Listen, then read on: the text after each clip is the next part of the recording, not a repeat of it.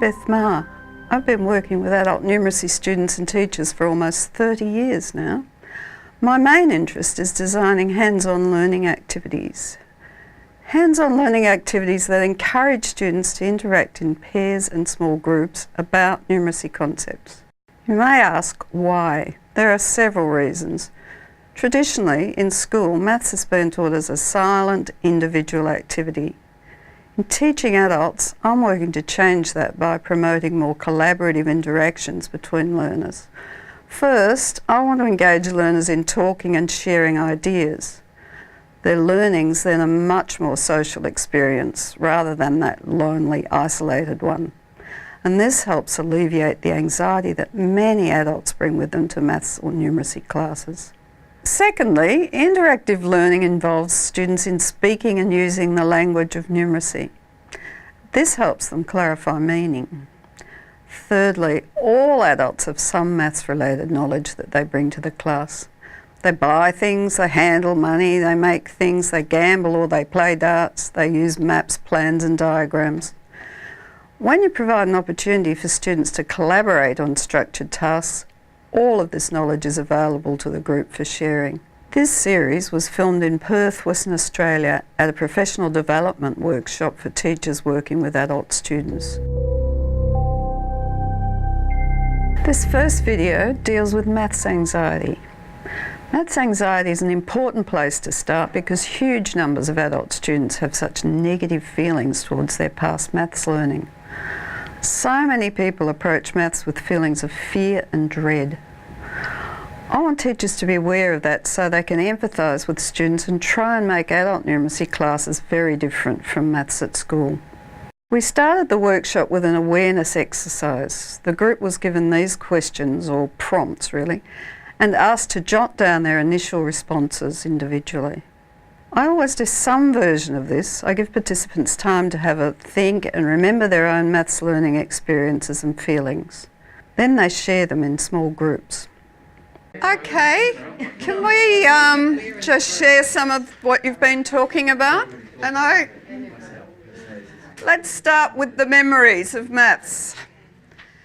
Has anything stood out at any of the tables? What about the back table? Yeah? Reciting times tables. Reciting, oh yes. I've never forgotten them, never, ever.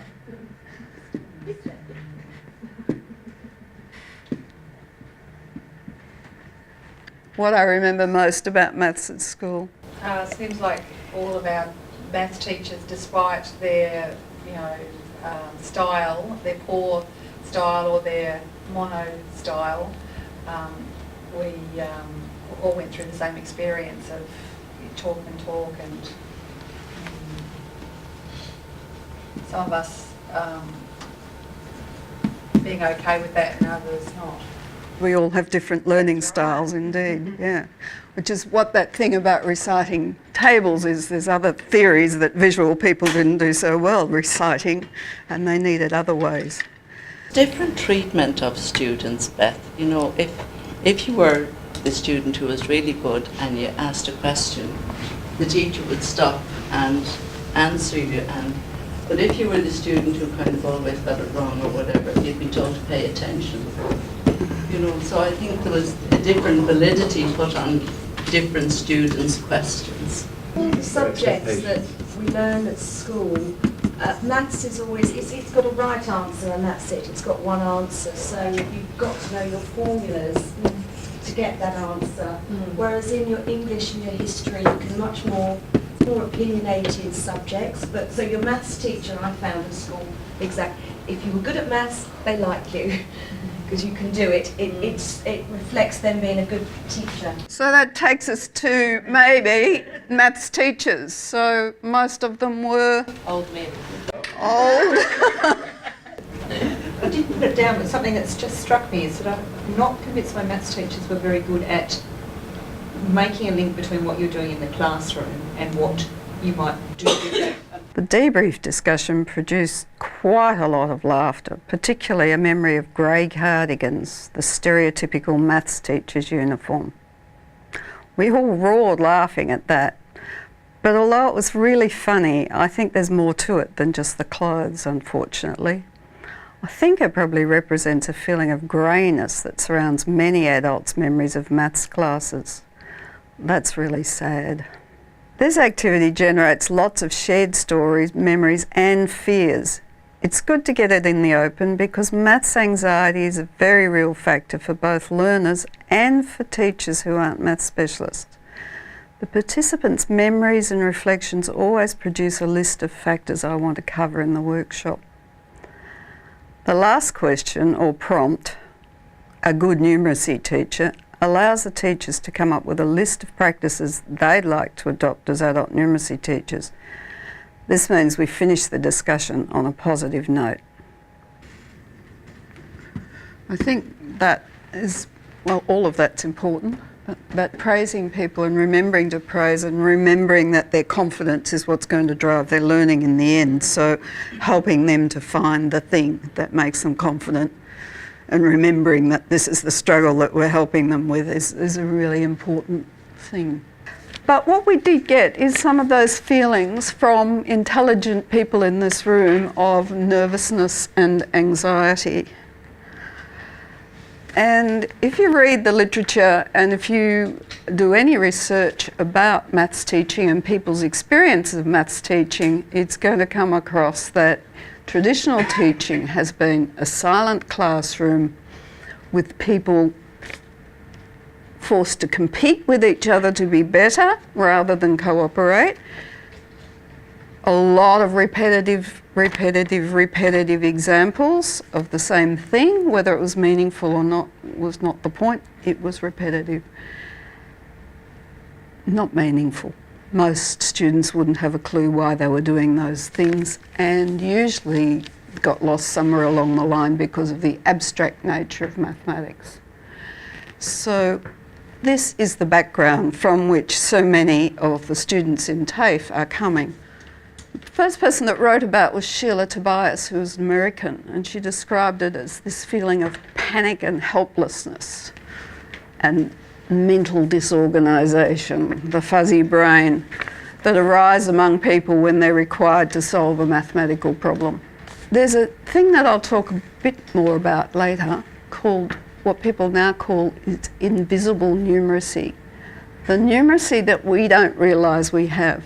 So when you talk to people and you say, well, how do you feel about maths? If you're me and you've spent your life being a maths teacher and going out and meeting people in the world and seeing them take a step backwards when you say you're a maths teacher, you understand that there are strong feelings. When you have enough of these conversations, you find out they're all coming from different places. Some people are talking about Year 12 calculus, some people are talking about primary school. They all call it maths, but they're all talking about something really different. And the same anxiety is there, only for some people it started way, way, way back. But everyone calls it maths and they're all got strong feelings about it. And so to everyone, maths is the thing they can't do. It's not all those things and all those years of things they can do, it's the point where it started to get too difficult. The point where they started to fail is lodged in their brain as that is maths. For most of your students, the points where things started to go wrong are probably going to be fractions or long division or, well for me, speed tests at school, tables races, mental, and teachers with blackboard rulers and hands on heads right now, put your hands back on your head. That's one of the things that went very wrong for me. And for a lot of other people, it's algebra. So you say, what maths, what do you remember that's the terrible thing? It'll be those things. And if they come into bridging courses, these will be the first things that they want to address because these are the things that went wrong for them. You can't ignore maths anxiety. It can cause awful things like headaches, people getting really sick. I started a maths class once in a neighbourhood centre and the woman started to get a migraine and said it was because of the check cloth on the table, but it wasn't the check cloth on the table. She was doing maths and she suddenly started to feel really ill. And lots of stories about people One teacher was saying that she was in a class and she walked up behind the student who suddenly started to shake all over. And they sort of talked about it for a while and suddenly realised she had black from head to foot on the teacher, and suddenly it felt like one of the nuns had come up behind the student and she just started to shake all over. Literacy teachers often don't come to professional development when it's numeracy because they suddenly feel sick that day. They don't realise why they're feeling sick, and others will come and say, I had a headache but I forced myself to come. Things like that. So it can happen at all sorts of different levels. But it can cause students to avoid numeracy classes or act up in numeracy classes. And for most of us, or most of us that have thought about that, think that it is strongly associated with this lack of meaning in school. What people talked about, it didn't mean anything, I couldn't see why we were doing it, and never understanding the purpose of anything we did. So it's lots of rules and formula that don't have any meaning whatsoever. One of the favourites being the rule for dividing fractions. Turn it upside down and multiply it. Why? Doesn't matter, just do it. That's the rule. People have said to me, and I think it's true, that it's not your fault if you don't know another way to teach maths because we've all been taught one particular way. Because for years in secondary schools I was searching for other ways and not finding them.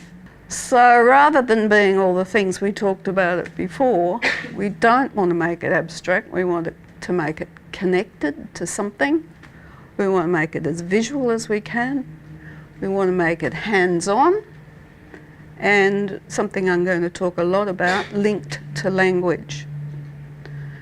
And not silent and competitive like it was in school, but cooperative and relying very much rich in interaction and discussion. The videos to follow will introduce some structures or models of activities that promote interaction and discussion in numeracy classes. We hope that by demonstrating these really simple structures, we can encourage teachers to introduce new methods into their teaching repertoire. Although the best way to learn about these activities is to participate in them with others during professional development workshops, this is not always possible, especially for teachers who are located a long way from major cities. The videos in this series are another means for teachers to see the activities in action. This series was filmed in Perth, Western Australia at a professional development workshop for teachers working with adult students. You'll observe workshop participants using activities designed for students. The instructions and the materials for all of these activities can be downloaded from the Velbeck website.